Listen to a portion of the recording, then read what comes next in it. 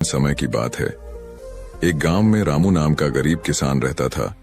उसके परिवार में सिर्फ वह और उसकी पत्नी रहती। किसान के घर में बहुत समय के बाद एक लड़के का जन्म हुआ। किसान और उसकी पत्नी बहुत खुश थे। सभी आसपास के लोग किसान को बधाई देने के लिए आ रहे थे। एक दिन सुबह का वक्त था, तभी किसान के घर के बाहर से एक साधु ने भिक्षा के लिए आवाज लगाई। किसान के घर में आज खुशी का दिन था, इसीलिए उसने साधु महाराज को अंदर बुला लिया और उन्हें बैठने के लिए कहा। जब साधु महाराज बैठ गए तो किसान ने साधु महाराज से कहा, महात्मा जी, हमारे घर में बहुत समय के बाद बच्चे का जन्म हुआ है। आप कृपया करके इसका नामकरण कर दीजिए।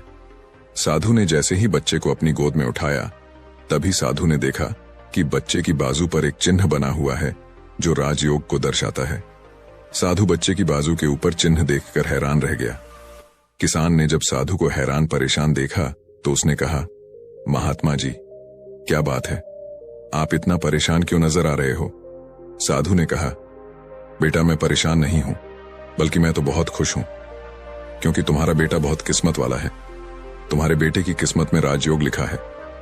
किसान ने कहा, महात्मा जी, मैं आपकी बात समझा नहीं, आप क्या कहना चाहते हो? साधु ने कहा, बेटा, तुम्हारा पुत्र एक दिन राजा बनेगा। इसका विवाह 16 वर्ष की आयु में इस राज्य की राजकुमारी के साथ होगा और फिर यह इस नगर का राजा बन जाएगा। साधु की बात सुनकर राम बहुत खुश हुआ। जब गांव के लोगों को पता चला कि रामू का बेटा एक दिन इस नगर का राजा बनेगा, तो सभी लोग उसको देखने के लिए आने लगे। एक दिन की बात है, उस नगर का राजा हिरण का शिकार करता करता काफी दूर जंगल में निकल गया, लेकिन हिरण राजा के हाथ नहीं आया। राजा को हिरण का पीछा करते करते प्यास लग गई थी, लेकिन राजा को आसपास कोई नदी या तालाब भी नहीं मिला जहां से वो पानी पी सके। राजा काफी समय से जंगल में इधर उधर घूम रहा था। राजा पानी की तलाश में भटकता हुआ उसी गांव में पहुंच गया जहां रामू रहता था। तभी राजा की नजर एक महात्मा के ऊपर पड़ी। राजा ने महात्मा से पानी मांगा। महात्मा ने राजा को रुकने के लिए कहा और अपनी कुटिया के अंदर से पानी लेने के लिए चले गए। महात्मा ने पानी लाकर राजा को दिया। राजा पानी पीने लगा। पानी पीने के बाद राजा ने देखा कि बहुत सारे लोग बाहर इकट्ठे होकर जा रहे थे। राजा ने महात्मा से उन लोगों के बारे में पूछा तो महात्मा ने कहा, यह सभी रामू के घर जा रहे हैं, क्योंकि उसके घर में एक बहुत ही किस्मत वाला बच्चे का जन्म हुआ है और एक साधु बाबा ने उसके बारे में भविष्यवाणी की है। राजा ने पूछा, बाबा, ऐसी कौन सी भविष्यवाणी की है जिसके कारण सभी लोग वहां जा रहे हैं? महात्मा ने कहा, साधु बाबा ने बताया है कि जब रामू का बेटा 16 साल का होगा तो उसका विवाह इस राज्य के राजा की पुत्री के साथ होगा और उसका पुत्र इस राज्य का राजा बनेगा। महात्मा की बात सुनकर राजा को बहुत गुस्सा आया कि आखिर एक मामूली किसान का बेटा उसकी पुत्री के साथ विवाह कैसे कर सकता है। राजा ने महात्मा से कहा, महात्मा जी, मैं ही इस राज्य का राजा हूं और आप क्या सोचते हो? एक मामूली किसान के बेटे के साथ मैं अपनी बेटी की शादी कर दूंगा। महात्मा ने कहा, राजन, जो इस बच्चे के भाग्य में लिखा है उसे कोई नहीं मिटा सकता। राजा को अपनी ताकत पर बहुत घमंड था। उसने कहा, महात्मा जी, मैं भगवान का लिखा हुआ आपको मिटाकर दिखाऊंगा। महात्मा ने मुस्कुराते हुए कहा, राजन, मैं भी यही हूं और आप भी यही हैं, देखते हैं। राजा ने महात्मा को प्रणाम किया और वापस अपने राजमहल चला गया। रात को राजा को नींद नहीं आ रही थी। वह यही सोच रहा था कि किसी भी हालत में उस साधु की भविष्यवाणी को सच नहीं होने देनी है। अगले दिन राजा अपना वेश बदल रामू के गांव में पहुंच गया। लोगों से पूछता पूछता राजा रामू के घर पहुंचा। राजा ने रामू के घर के बाहर जाकर उसे आवाज लगाई। रामू उसकी आवाज सुनकर घर से बाहर आया और उससे पूछा, आप कौन हो और किस लिए आए हो? राजा ने कहा, मैं सेठ हूं और मेरे खुद के कपड़े का व्यापार भी है और पास के ही गांव में रहता हूं। मैंने लोगों से सुना है कि तुम्हारे घर में एक तकदीर वाला बच्चे का जन्म हुआ है और उसकी किस्मत में योग लिखा हुआ है। रामू ने कहा, हां सेठ जी, आपने सही सुना है। राजा ने रामू से कहा, अगर तुम बुरा ना मानो तो एक बात कहूं? रामू ने कहा, हां सेठ जी, बोलो। राजा ने कहा, तुम अपना बच्चा मुझे दे दो, इसके बदले में मैं तुम्हें बहुत सारा धन दूंगा और तुम्हारे बच्चे का पालन पोषण भी करूंगा। रामू की पत्नी ने कहा, नहीं सेठ जी, मैं अपना बच्चा आपको नहीं दे सकती। राजा ने कहा, तुम एक मामूली से किसान हो, तुम अपने बच्चे का पालन पोषण अच्छी तरह से कैसे कर सकोगे? रामू ने सेठ की बात सुनकर कहा, हाँ सेठ जी, आप ठीक कहते हो, हम इस बच्चे का पालन पोषण अच्छी तरह से नहीं कर सकेंगे। रामू की बात सुनकर उसकी पत्नी ने कहा, ठीक है सेठ जी, मैं आपको अपना बच्चा देने के लिए तैयार हूं, लेकिन जब यह 16 साल का हो जाएगा तब आप मुझे इसे वापस कर दोगे। राजा ने कहा, हाँ ठीक है, जब तुम्हारा बच्चा 16 वर्ष का हो जाएगा तो मैं इसे तुम्हें वापस कर दूंगा। यह कहकर राजा ने बच्चे को ले लिया और वहां से चला गया। राजा अपने साथ बच्चे को लेकर एक नदी पर पहुंचा। राजा ने सोचा था कि वह बच्चे को नदी में छोड़ देगा और उसकी मृत्यु हो जाएगी, लेकिन बच्चे का मासूम चेहरा देखकर उसको नदी में छोड़ने की हिम्मत नहीं हुई। बहुत सोचने के बाद राजा ने लकड़ी का एक संदूक लिया और बच्चे को संदूक में बंद करके पानी में बहा दिया। राजा ने सोचा, संदूक गहरी नदी में जाकर अपने आप ही डूब जाएगा और यह बच्चा मर जाएगा। यह सोचकर राजा अब निश्चित होकर वापस राजमहल में चला गया कि अब यह बच्चा वापस नहीं आएगा और मेरी बेटी के साथ इसकी शादी भी नहीं होगी। मैंने भाग्य का लिखा हुआ मिटा दिया। उधर वह संदूक बहता हुआ एक नदी के किनारे पर पहुंचा, जहां पर एक धनवान सेठ सूर्य देवता को जल चढ़ा रहे थे। उस सेठ ने जब संदूक को खोलकर देखा तो उसके अंदर एक बच्चे को देख वह हैरान हो गए। उस सेठ की कोई संतान नहीं थी। सेठ उस बच्चे को अपने घर ले गया।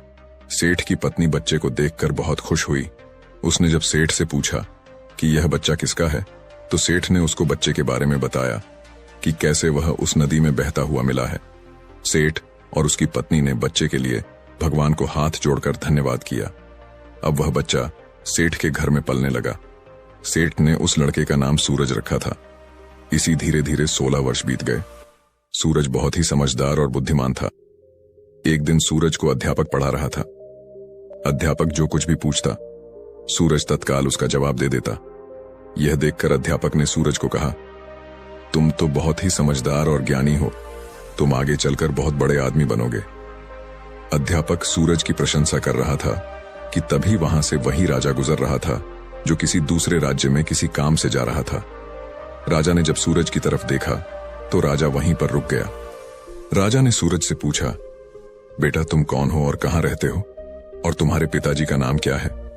सूरज ने कहा, महाराज मैं सेठ हीरालाल का पुत्र हूं। यह पूछकर राजा वहां से चला गया।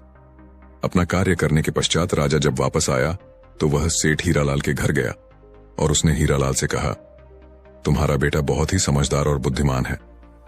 सेठ हीरालाल ने राजा की बात सुनकर कहा, महाराज मैं उसका असली पिता नहीं हूं, मैंने तो उसे सिर्फ पाला है, लेकिन वह मेरे लिए बेटे से भी बढ़कर है। राजा ने सेठ हीरालाल से पूछा, क्या यह लड़का आपका पुत्र नहीं है? तो फिर यह लड़का आपको कहां से मिला? फिर सेठ हीरालाल ने राजा को सारी कहानी सुनाई कि कैसे वह उसे बहते हुए पानी में एक संदूक से मिला था। जब राजा ने सेठ हीरालाल की बात सुनी तो वह चौंक गया। राजा समझ गया था कि यह बच्चा वही है जिसे मैंने 16 साल पहले नदी में बहा दिया था। राजा और सेठ हीरालाल अभी बातें कर ही रहे थे कि वहां पर सूरज आ गया।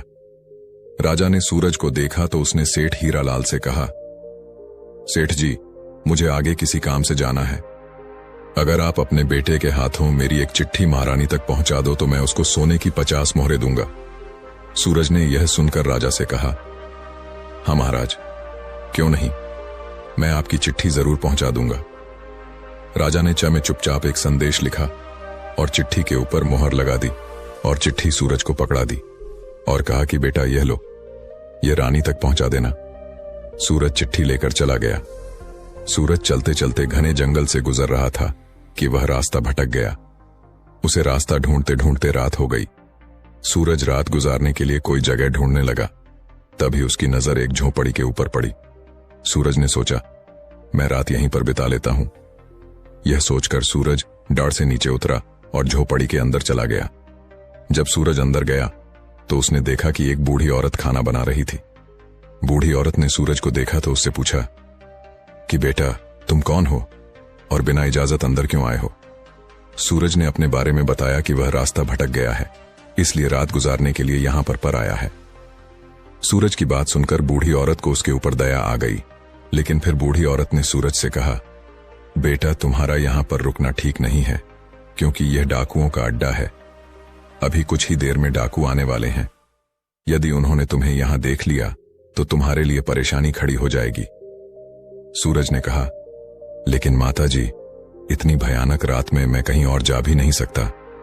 अगर मैं बाहर गया तो जंगली जानवर मुझे खा जाएंगे।